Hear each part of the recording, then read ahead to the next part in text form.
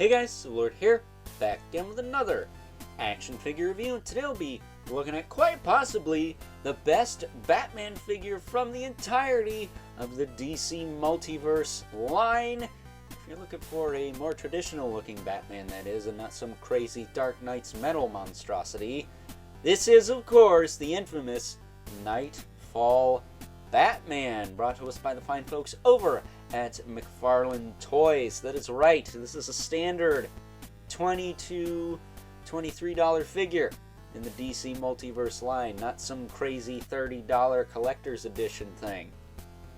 And I gotta tell you, I think it's better than all those. Other than maybe the Wonder Woman, because the Wonder Woman is pretty loaded with accessories and a Michael Jackson-esque head sculpt.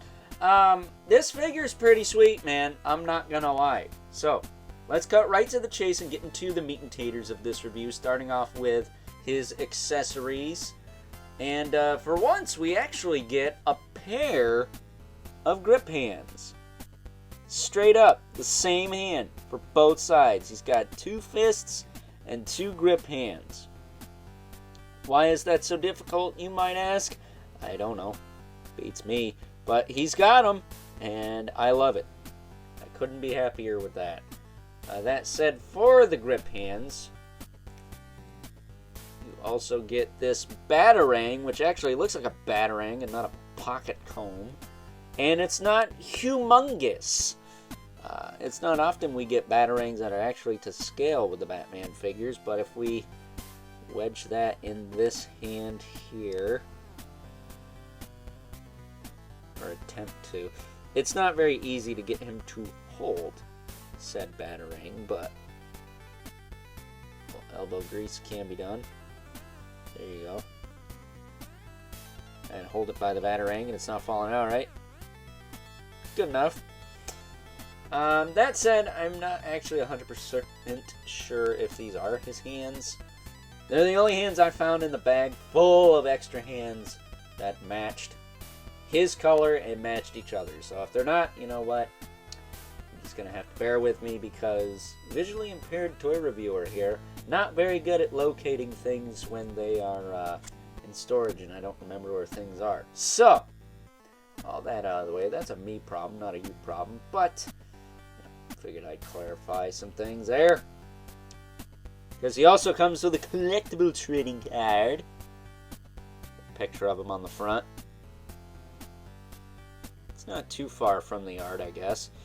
That said, here's a bio on the back that you can pause and read at your own leisure.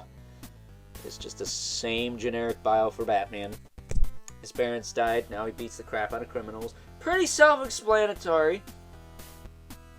And the last accessory he comes with, which he doesn't need, but is helpful, the hockey puck display stand. I'm sure you used to see him with all McFarlane figures.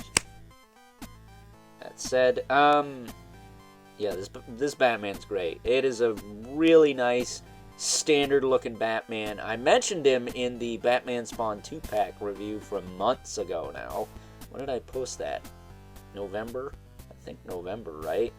Either way, it was like early November I posted that review and said how this should have been the sculpt they used for that 2-pack, or at the very least the Todd McFarlane-esque Batman that was originally a Walmart exclusive. But instead they used that crappy Year 2 Batman and nobody liked it. What a surprise. Either way, this Batman right here is fan-frickin-tastic. The anatomy is great. He maybe could have been a little bit more chiseled, but I don't mind it. He's wearing a cloth suit after all.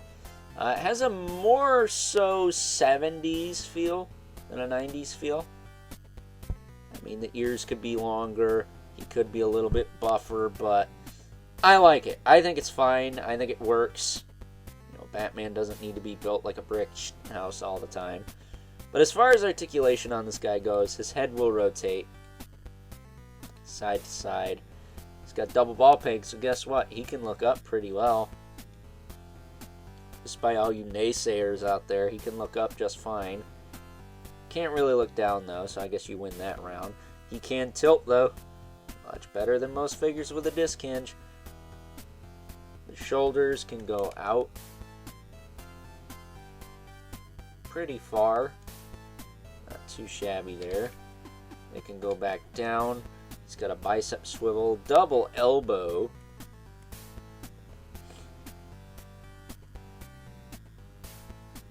And on this guy, he's got a little bit of the Cliffs of Dover going on the elbow.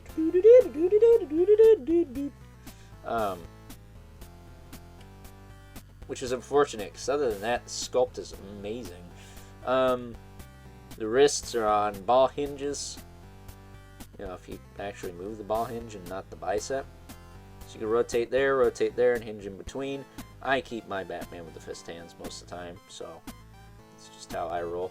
That said, if we pop the arms out, he's got a diaphragm joint that can crunch this far forward, which isn't terrible. Can crunch this far back. Of course it goes further back, why wouldn't it? It does rotate a bit, and it does tilt pretty well. And I think it's getting caught on the belt right now. What the heck? There we go. So there you go. That's your lot for the torso. Works pretty good. Not too loose either. So I like that. Cape is soft too. It's pretty flexible. It will get right out of your way.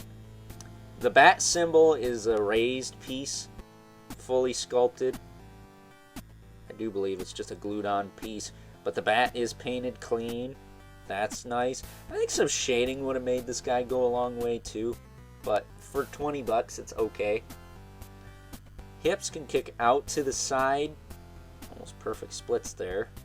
Back down, he can kick forward and back, not too loose in the hips. Thigh does swivel a little bit. Both sides, just so I know mine's not messed up. Yep. Sometimes they don't Dremel the hole out and a thigh cut all the way and you get one leg longer than the other, but not on this guy. This guy seems fine. He does have a double knee, which does not have the Cliffs of Dover going on. It's just a little smooth here. I feel like if they rounded the knees out and the knee hinges, that would probably cease to exist, if I had to guess. And then, of course, he's got the ball hinge ankles, so they do rotate side to side. They do hinge up and down, and they do have the rocker and the toe hinge, which on this side is fine. On this side, it's kind of whatever, but it's not too loose. So, yeah, best Batman figure in the line so far.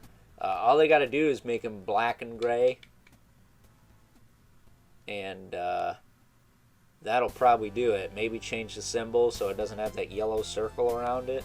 Because as it stands right now, this is the Batman to have from this line. This is the best Batman, best regular looking Batman. And, you know, with the addition of that yoked out friggin' 80s hairband mullet sporting Superman, which I should be getting probably soon, if not already have it by the time this video is up. It's a little tricky with that ankle there. He doesn't want to stand for me. There we go. But with that Superman and the Wonder Woman that was just released, you have a pretty decent 90s-esque trinity for your DC Multiverse, which is cool, because that's the era I like the most. I love the 90s stuff. That's my jam. It's my jam with Marvel. It's also my jam with DC. And if you're a fan of the old Total Justice line, then you're in Hawk Heaven, because we got that Hawkman, that collector's edition Hawkman. We got that gold label Kyle Rayner in his black and white costume. We got the Flash from the Flashpoint wave. You could easily use that as just a regular Flash, although I don't know if Barry Allen or Wally West was Flash at the time. If it's Wally West, then he shouldn't have pupils, whereas Ari's are. He should have just blank white eyes. We got that classic Martian Manhunter. I'm trying to think. What else do we have that's undespicably 90s? I think that's about it. We got Parallax, the Azrael Batman, of course, Doomsday, Bane. We got the Catwoman from Knightfall, the purple one. So there's plenty of 90s goodness in the Multiverse line right now. Tim Drake Robin, which I actually need to pick him up at some point. But yeah, man, I'm stoked to have this figure. I'm really happy with it. It is probably going to be a contender for one of the figures of the year, for sure, because I love me some Batman. I'm a Gotham City kid, and this Batman is the best Batman we have in this line. So, with that being said, let's move right along and take a look at some size comparisons. First up, here is good old Knightfall Batman alongside that very Spawn from that very 2-pack that I reviewed a few months back, and just look at the scale. Much, did I mention much better than that gosh darn year 2 Batman body. I mean, Batman should be shorter than Spawn, right? This one is. This is perfect. This is what I want for my Batman v Spawn setup. So, yeah, this Batman's definitely taken that other one's place, as far as I'm concerned. And the Spawn figure here still holding strong for being one of the contenders for Figure of the Year as well. So you might see both of these guys on there, even though the Spawn is technically a DC Multiverse figure, and that kind of goes against one of the rules I got. I might bend him just a bit, because technically, let's be honest with ourselves, it is a Spawn Universe figure and a DC Multiverse box. I mean, really. And then we got something most of you guys probably didn't know I had. We got the Azrael Batman, Gold Label exclusive. So I just a little bit of a shout out to T-Biz for hooking that up. I'll get more into that later, because later today I will have a review going up of that figure. Even though it's old, I gotta talk about it, man, because this thing's glorious. But yeah, Knightfall Batman looks great with these two, not gonna lie. So getting them out of here.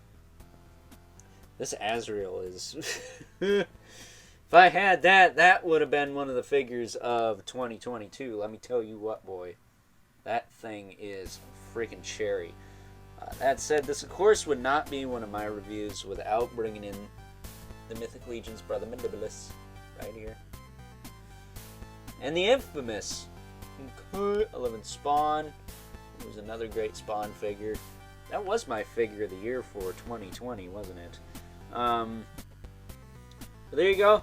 He stacks up well with the Mortal Kombat Spawn as well. So you can pair him up with whichever Spawn you want. I personally dig the 2-pack one more, but the cape is just so massive. That's why he hasn't become the regular for size comparisons yet. That said, if you want to have Batman fighting some skeletons, you can always throw him with Mythic Legions, right? I think that's fine. So with that being said, it's time now that we wrap things up with some final thoughts. Overall, and despite some of its shortcomings, I'm going to stand by my previous statements in saying that the Knightfall Batman here is the best Batman, traditional looking Batman mind you, that we've gotten in the life of the McFarlane Toys DC Multiverse line, and is most definitely going to be a contender for one of my top action figures of the calendar year 2023, for those of you watching this in the future. So to keep this brief, I'm going to highly recommend you pick this guy up if you haven't already and are looking for a traditional looking Batman for your McFarlane Toys DC Multiverse collection, and leave it at that. So with that being said, I hope you guys enjoyed this review, and until next time, I'll catch you guys later.